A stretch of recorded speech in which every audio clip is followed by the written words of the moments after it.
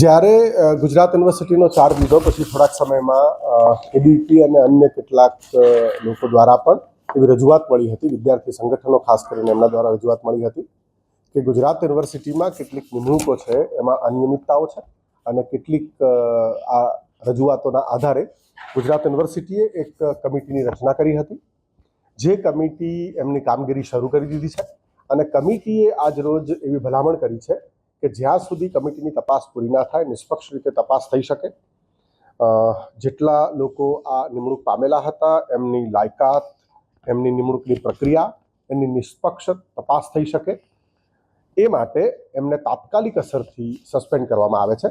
Total 10 લોકોને Gujarat university આજે તાત્કાલિક ધોરણથી સસ્પેન્ડ કરે છે.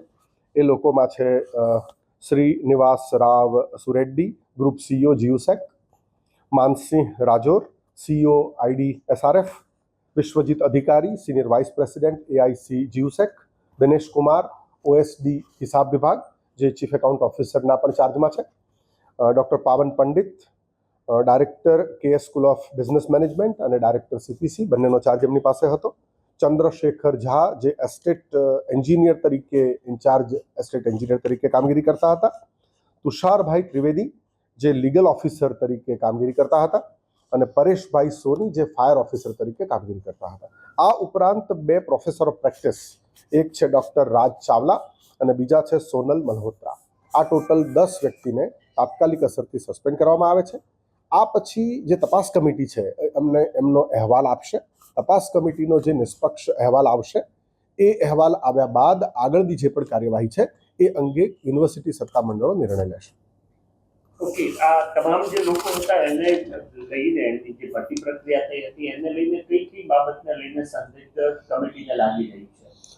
કમિટી વિશે અત્યારે મારાથી કંઈ કહેવું અસ્થાને છે, પરંતુ જે આક્ષેપો છે એ આક્ષેપો એવા પ્રકારના છે કે એમની નિમણૂક જે કરવામાં આવી એ યુજીસી અને રાજ્ય સરકારના ધારાધોરણો પ્રમાણે નથી કરવામાં આવી, એક આવો આક્ષેપ છે. બીજો એક એવો આક્ષેપ છે કે આ બધી જે નિમણૂકો થઈ છે એમને જે પગાર આપવામાં આવી રહ્યો હતો એ પગાર પણ યુજીસી અને રાજ્ય સરકારના ધારાધોરણોનો ભંગ કરીને આપવામાં આવી રહ્યો હતો. આવી મૂળ 2 રજૂઆતો હતી. એટલે એ બાબતોને લઈને ખાસ કમિટી તપાસ કરશે અને કમિટીનો રિપોર્ટ આવ્યા બાદ જ વધારે તથ્ય જાણી શકાશે. મને લાગે છે કે કમિટીને મેં તો એવું જ કહ્યું છે કે વહેલામાં વહેલી તકે એ પૂરું કરે, પણ મને લાગે છે કે આવતા 10 દિવસમાં કમિટી એમનો રિપોર્ટ ચોક્કસ આપી દેશે એવી મારી પૂરી શ્રદ્ધા છે.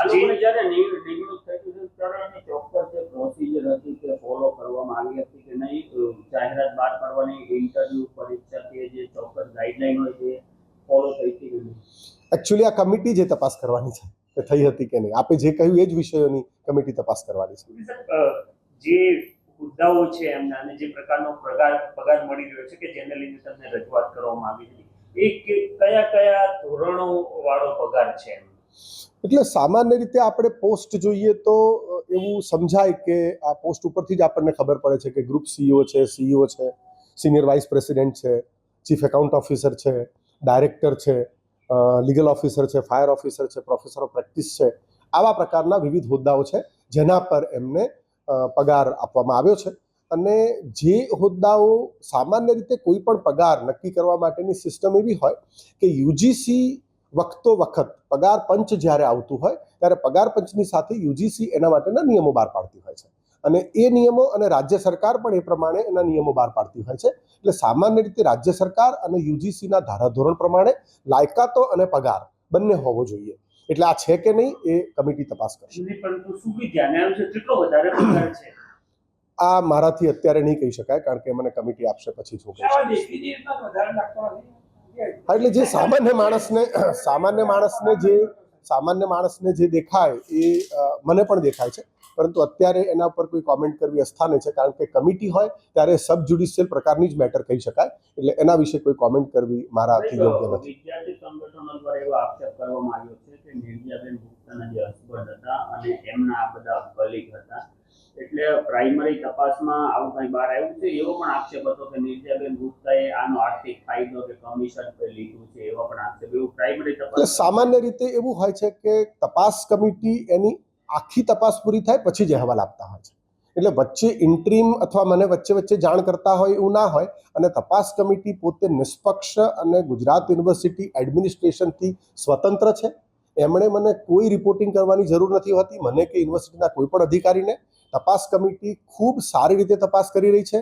વિડીયો રેકોર્ડિંગ થઈ રહ્યું છે આખી તપાસનું. જેટલા પણ અધિકારીઓ કે જેટલા પણ કર્મચારીઓને એ લોકો બોલાવશે એ બધાના જે પણ એમનું કહેવું હશે એનું રેકોર્ડિંગ, સ્ટેનોગ્રાફીથી એનું લખાણ, એમની રોજે રોજ સહી, અને 3 તપાસ કમિટીના સભ્યો છે એ બહુ સક્ષમ છે.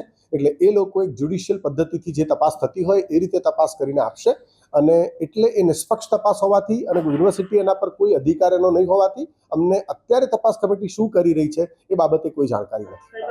મોટા ભાગની જે નિમણૂક હતો એ આપણા ગુજરાતી હતા કે આઉટ સ્ટેટમાંથી હતા, જેવું કોઈ પ્રારંભિક જાણવાનું? હા, એ તો મને લાગે છે કે નામ પરથી આપ સમજી શકો એમ છો. એના વિશે બહુ કોમેન્ટ કરવાની જરૂર નથી. તપાસ રિપોર્ટ સોંપી દે પછી આગળનું સ્ટેપ આપણું કઈ રીતનું? હા, એટલે સામાન્ય રીતે એ જ્યારે તપાસ રિપોર્ટ આવશે એના પછી જ યુનિવર્સિટી સત્તામંડળ નક્કી કરશે કે શું કરવાનું હોય. એટલે એ નિયમો એના માટે રાજ્ય સરકારના બહુ ક્લિયર કટ નિયમો છે. BCSRમાં એના માટે સ્પષ્ટ નિયમો છે કે કોઈ પણ આવી ઘટના બની હોય તો શું કાર્યવાહી કરવાની થાય. તો હા, જો નિમણૂક ખોટી હોય, પ્રક્રિયાનું પાલન ના થયું હોય અથવા કોઈ પણ જાતની ક્ષતિ હોય તો યુનિવર્સિટી ચોક્કસ ટર્મિનેટ કરી શકે. આપ સર્વેના ધ્યાનમાં છે કે ગુજરાત યુનિવર્સિટીએ ભૂતકાળમાં રેગ્યુલર કર્મચારીઓની નિમણૂક થઈ હોય એમને પણ સસ્પેન્ડ અથવા ટર્મિનેટ કરેલા છે. એ હવે હું અત્યારે નહીં કહી શકું. એ કમિટી તપાસ કરીને મને એકચ્યુઅલી શું અભિપ્રાય આપે છે એના પછી એક્શન લેતા પહેલા જરૂર જણાશે તો અમે સરકાર સાથે પરામર્શ કરીશું, અને લીગલ પણ પરામર્શ કરવાની જરૂર લાગશે તો કરીશું, અને એના પછી એની આગળની કાર્યવાહી કરવાની. અનિયમિતતા છે જે દેખીતી આક્ષેપ થઈ રહ્યો છે એના સંદર્ભમાં જો એ પુરવાર થાય માનો કમિટીનું જે પરામર્શ છે તો પછી એના આધારે ટર્મિનેશન હા થઈ શકે. રિકવરી આ બે પાર્ટ બને થઈ છે શકે. એ કરવામાં આવશે ખરા સત્તામાં? હા, એટલે અત્યારે અગેઇન જુઓ, હજી તો રિપોર્ટ શું આવશે આપણી પાસે ક્લેરિટી નથી. રિપોર્ટ આવે એના પછી એ રિપોર્ટ યોગ્ય સત્તામંડળ આગળ મૂકવામાં આવે અને યોગ્ય સત્તામંડળ નિર્ણય કરશે. હું એના અંગે અત્યારે કોઈ નિર્ણય કરી ન શકું. કમિટીમાં કોણ છે તો ના કહી શકાય.